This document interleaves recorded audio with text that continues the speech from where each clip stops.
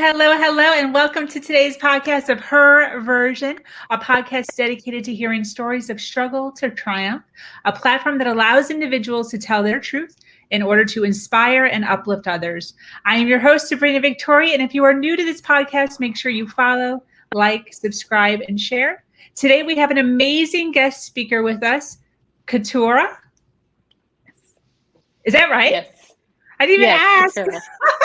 Keturah is in law enforcement and is a mother of 7 children. She is here today to open your eyes about the importance of resilience and setting goals. Getting pregnant for the first time at age 15 and then having 6 more children over the course of the next 25 years, she endured heartache, abuse, frustration, and single motherhood.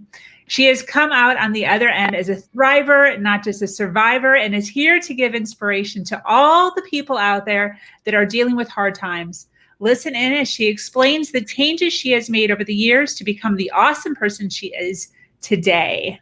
Welcome. Thank you. I'm so Great happy that you're introduction. here. Thank you. Thank you. Thank you for taking some time out of your day to sit down with us and share your story. Oh, yes. I'm I excited. know you must be busy.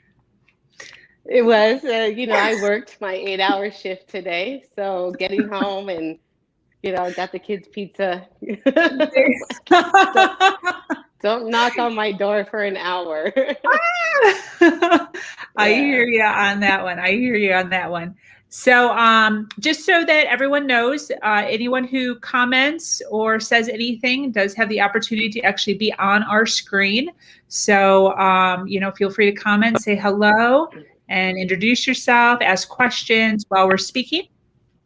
So you have so much going on and so much inspiration to share. And I'm so excited to get to the point of talking about where you are now and your mindset. But one of the things that I love to do before we jump into all the good stuff is to kind of just talk about your early years, talk about kind of what was going on, childhood, preteen, just to kind of give us a foundation of kind of, what your childhood was like. Do you mind sharing with us? Sure. So I had both of my parents together until I was the age of 16. So that was normal. I was lucky, very lucky, that my mom stayed home and my father worked. And, so that was just my norm of, I went to school and my mom was there like all the time. From a very young age, I wanted to be in law enforcement. So that was kind of like a desire of mine, from like the age of 13. But for the most part, growing up, I had my parents. Twice a year, we went to the county fair. We went to Disneyland. I've grown up here in Southern California. I'm still in Southern California. And it was, I guess, normal, I mean, my mom did really a great job in, not having like parental issues that they had amongst themselves or their relationship issues in front of us. And at the age of 16, though, my dad, he left. And, but that's kind of when I changed as well, because my first pregnancy was at 15. And nothing really like bad happened to me or how I, those were just in my plans. I do believe strongly that, I had a conversation before I was here on earth and, it was mapped out what I was to do. And so it wasn't like I was rebelling against anything or, it just, I got pregnant and I was going to have my baby and that's what I did. So at 16 is, when a lot of things changed, but up until then it was normal. I had a good childhood. Both my parents are still alive and in my life. So it was good. It was, it was good. Was this the 15? Was this a boyfriend or who was this? Yeah, it was a boyfriend. I remember the day I met him at Target. He worked at Target, and I was walking around with my mom, and that's how we met. And he was my one of my first boyfriends, so of course it didn't last, um, but I had a baby, and I can only imagine doing that to one of my kids doing that to me at 15, what I did to my mother. Um, but I'm glad the decisions that she made and the boundaries that she put up about how involved she could be, because it just made me have to do the things that I did in terms of working and going to school and things like that, and graduating high school. It was kind of like, okay, if this is what you're going to do, you need to figure it out. So there Wow. wasn't a lot of coddling. There wasn't a No lot. kidding. Yeah, How did yeah. you take that? How did you do that? Um, I don't know. I guess I'm always pretty independent. I mean, at 13, I was like an explorer, which is like, I don't know. My friend's dad used to call me junior cop. I was an explorer, and so we would go to the police station, and every week, and we would PT, and I had a uniform, and so maybe there was a little discipline there already, kind of getting instilled in me. Um, but I am pretty headstrong, and so that's what it was. She wasn't going to help me, so I found a school for pregnant girls, because that was a while ago. My oldest is 26, so that was a long time ago. But I found a school for pregnant girls. I did end up going to continuation, but I worked, and I graduated like a year ahead of time because I was able to do work at my own pace.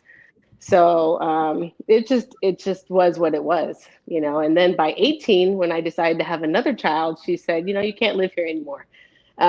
She still had a lot going on. So at the Yeah, time, it made me angry, but I look back now, and again, it was that extra push that kind of just put me in a place to, got to get it together. So that's what 100%. I did. Yeah. 100%. No kidding. What kind of struggles? I mean, I'm assuming, by the time you're 18, 19 years old, you already have two children. What sort of struggles did you kind of go through as you were entering adulthood? Because if law Um, enforcement is part of it, I'm assuming you had to continue going to school. I did. Once I graduated, I didn't go back to school right away. I actually didn't go back to school till about 20. So I Oh, had those, 2.5, 3 years where I just worked. Um, but I did utilize a lot of the systems out there, in terms of assistance that is provided when you're a single mother, young with children, and you don't have means or income. So I did have welfare for a mhm. while. That was very helpful when I had my two kids.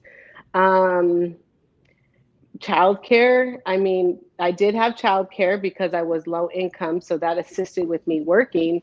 But pretty much just like in the home, I was by myself, and um, at that time, even in an abusive relationship. So just being in the home and trying to, the way I think about it now is parenting while I'm trying to learn how to parent and grow up myself. And so, I'm definitely a different type of parent from my 26-year-old to now my 1 and 2-year-old that I have at home as well. So, um, being at home alone, I guess, was like probably the biggest struggle, because I was a home without like parents, um, and I had a nasty partner. So, that's kind of probably where it got hard at Yeah. 18. How did you sever that relationship eventually? How did that work out?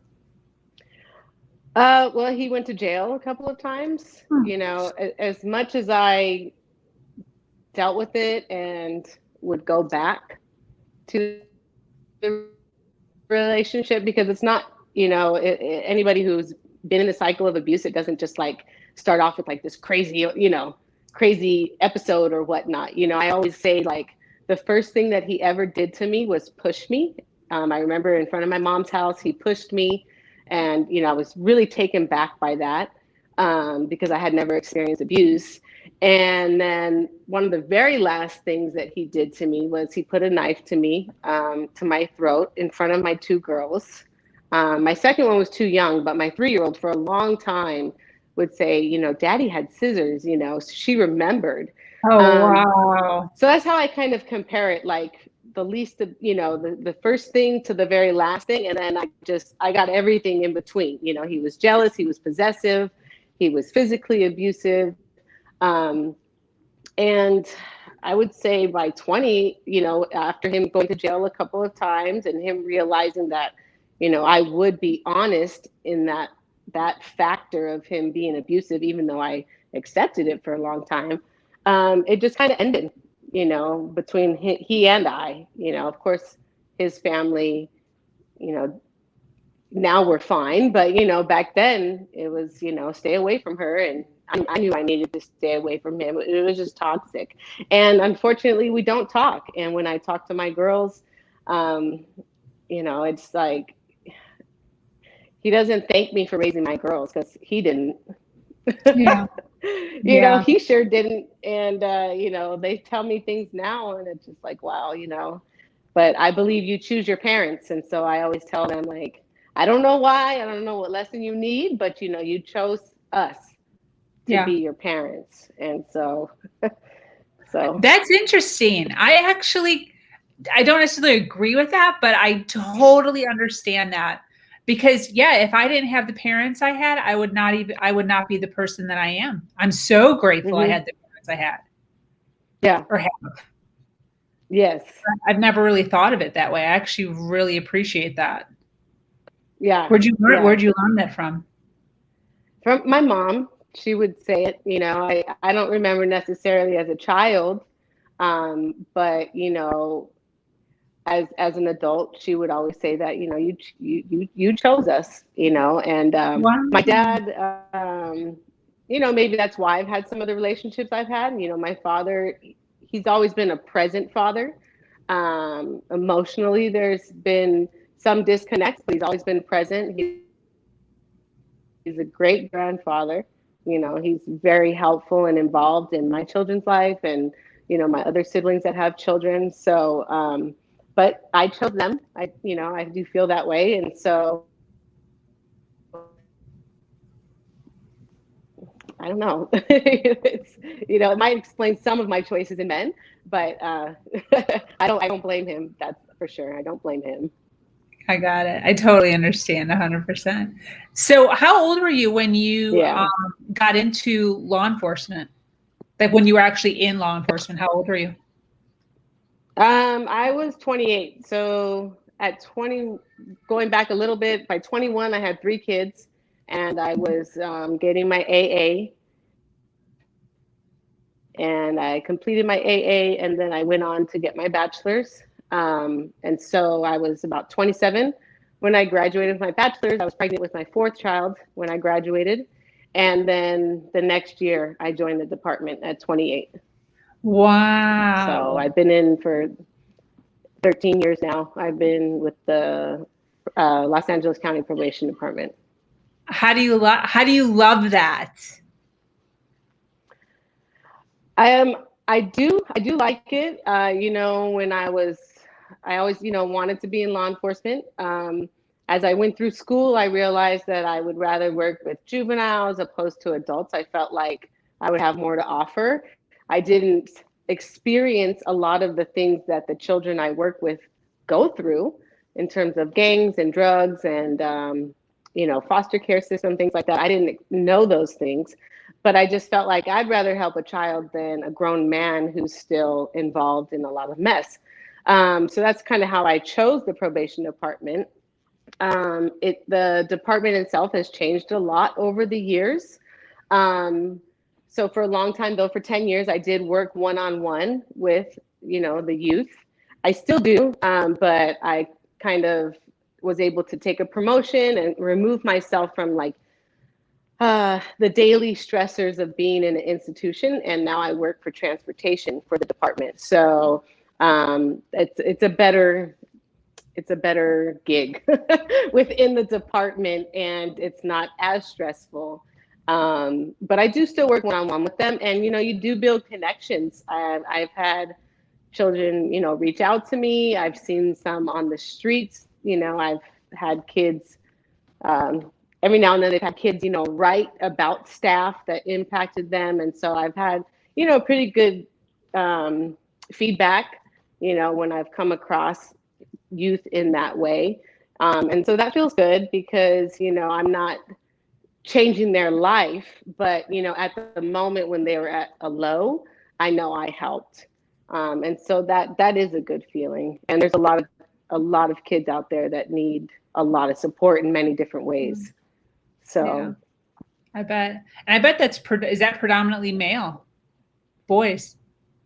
it is. It is. There is a male population, but it is predominant, like out, I wouldn't even say a fifth are young ladies compared to, Wow. the amount of males. So yeah, so that's been Has my that population pretty much. has that that field of work, has it impacted the way that you parent your children? My kids would probably say yes. Ah, Um, I would say in general, I'm a pretty strict parent.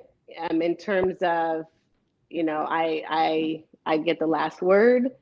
I know we can all do better, and I know that, like, my older three children will tell me I spoil my younger ones now, and oh, I used to be so hard on them compared to how I am to my younger. I have four in the house now. And yeah. but you learn. And so some of the ways that I parented them, I don't do my younger ones now. But that being said, I still do feel like I am a strict parent. It's like it's my rules, that's it. We can have conversations, but I still get the rule. You eat whatever I provide. I don't take orders. I Ah, mean, little things like that. But I'm very grateful because some of the children or the youth that I have worked with, to get to come home and see that I have good children. I have really good children from, all across the board, to my ones that are adults now.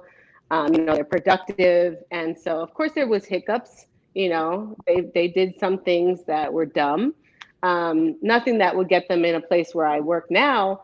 But, I think maybe they knew, oh, like, because of what I did, I don't, with a combination of I work here and then also just how I parent. Um, so I mean, maybe, I never did anything drastic. And I mean, I have handcuffs and things like that. I never used that on the kids. So I don't know, but I think it's just being in that environment. It does. I don't want to say like harden you, but I mean, because there's a lot of stuff that you see that most of the general population and public don't. And you do have to learn to balance, in your custody. I still have a job to take care of them, provide safety for them and security, knowing that they've done some really bad stuff. And so, that balance, and, try not to bring it at home. It did take a while to kind of leave the job at the door before I came home, because it is a change when you first join. Yeah. I can Yeah. totally see that 100%. Um, Yeah. when you first got into law enforcement, you said you were on 28, 29, right? Yes, And then you had four kids at this time? I did. I had Four four children? children. Yeah. From like And then 15 to, were you a single mom, or were you with a man at that point? I was with somebody. It was, again, another toxic relationship. Um, what I appreciate about myself at that time is that the first instance, I guess there were some signs, but there was nothing physical. But the first time that he ever tried to get physical is where I ended it. Oh, And wow. so, yeah, But you um, kind of learned from the first one a little. I did. I mean, there was a big situation that had happened that I realized, like, okay, wow, like, he has trust issues. Um, he put a tape recorder in my car. He did some crazy things and Wow. it just wasn't valid because I wasn't doing anything inappropriate since I was in a relationship. But then how he handled it and reacted and then tried to get physical, it was just like, okay, that's, so I had learned, in terms of like cutting it off right then. But it was hard. I mean, I had 4 kids and I was single again, and I didn't think that I would be. And I was married to him actually. Um, so, just going through that process because that was the first time I had ever been married. And I thought that I would stay married to him, until like a year after we got married. That's when a lot of things changed. So, um, and he does not involve himself with my son, at all with my children. So Do you it's have sad. yeah, I have a question though. Because there's so many women, including myself, who fall into this where they fall into an abusive relationship, whatever that might look like, and then they find themselves in another abusive relationship. Do you have, now looking back, 2020 vision, um, do you have any advice for women who continue to do it 3, 4, 5 times? um what would be some advice as far as not continuing to do that, or how to not do that? Do you have any insight on that? I would think from personal experience, it really starts with you as an individual and a woman, not, having that drive and that desire to not go through things like that. But it's scary, when you're in a relationship, you have children, to think that, you have to completely change what your kids know, your household. I have been lucky enough to where I didn't have to go to a shelter. My space was my space, so you had to go. They had to leave. I was still fortunate enough to have my own space to where that wasn't an extra part of it.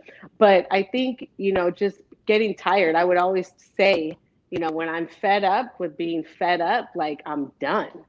And Yeah. so getting to that point, but to not be scared, because it's once you remove yourself from the situation, then you can look back and go, God, that was really bad. And to see how you've grown over the time and changed is a wonderful thing. And then you see your strength, you feel your strength, even though you don't know you have it in that moment. Because it's scary, and you're so, I don't want to say like, I can't think of the word, but like not hypnotized by that relationship, but when you're involved in that toxicity and you believe stuff that they say about, whatever, the craziness that they think, or like the father of my girls, like I couldn't wear certain things, because he was so jealous. And it's like you just kind of start going along with it. And so it's like, oh, you don't even go buy certain clothes because, oh, he won't like it. It's like you start living it. And so to get out of that, it's hard, but there is help out there. There's help, friends, family. Now with social media, which was not available back then, there's lots of avenues to reach out and get help. But I would think it would first start with, just to take that first step, to know that no matter how much they try to install it in you, that like you're the one, it's Mhm. your fault that they're doing this. You Mhm. made me mad, you made me do this, that it's not. And once you realize that, and just change a few things in your thinking, it'll get easier, I think. But it takes time, it takes years. It's, you've been in a 5-year relationship, in 1 month, it's not going to, your emotions about it aren't just going to be like, okay, I'm free and I'm happy. And, you're still going to miss them, love Yeah. them, Yeah. so just day by day first too. I would, that would be some of my advice. And then you learn signs. You do realize once you start dating again or whatever, you see signs of in people, you can start reading them a little better about, and again, looking back with my second relationship, like, oh yeah, I see the signs that he was a little, possessive crazy. He did have probably some physical things that I missed, even though it hadn't happened to me. So, being aware of that as well. Of course, of But it can course. get better. Yeah. Um, so once that relationship ended, were you a single mom for a point of time? Yeah, I was single. I did have a fifth child when I was, she's going to be 11. So I was just about 30 years old. And I was with another partner. He passed away. So that relationship ended, but we were kind of separating and going through some stuff anyway. He didn't want to raise my children that I had. That was just the real truth of it. He was a great father though. But he passed away, and but I did have about like 6 years where I was single. Mhm. So on and off through my years of parenting, I have had chunks where I'm single and not involved. Um, but even in that relationship, when you have children and you're with somebody for whatever amount of time, and they're not fully on board, you're still doing a lot of stuff by yourself, which I was. So I had my own place. I was in the department, and that's when things were hard, because I had 15, like 12, 9, 4, almost a newborn. Wow. And I would parent from the bathroom in my unit, like call the kids, and because I would work in the morning from 6 to 2. And so I would call them from the bathroom at work, get ready and stop doing this. And they'd be fine. My older kids are like going at it. And, now we laugh. We laugh about it now. But when I was in the midst of it, I would be in the bathroom for at least 10 minutes, until my dad got there and they got out the door. And then I was like, okay, shoo, you know. So that That's part so was funny. hard. Yeah, the mornings were hard, but I finally had a career and I could provide medical insurance and I wasn't on welfare, and I didn't need the free childcare and things like that. So, um, I have a strong daughter. I have very strong children, but my oldest daughter, she was very helpful and instrumental, and it's probably why she's very, like still with them now. Sometimes I'm around, I'm like, okay, I'm here, I got it, but because she will still, like, in a loving way, but Yeah. like, she checks the other kids because she helped with them so much when they were Yeah. young. So, and I do have a grandchild. That my oldest daughter has a 2-year-old, so I have a 2-year-old grandson as well. Wow. So yeah, so she's a mom now too. So Oh, that's it's cool exciting. to see that. That's Yeah, so yeah. exciting. So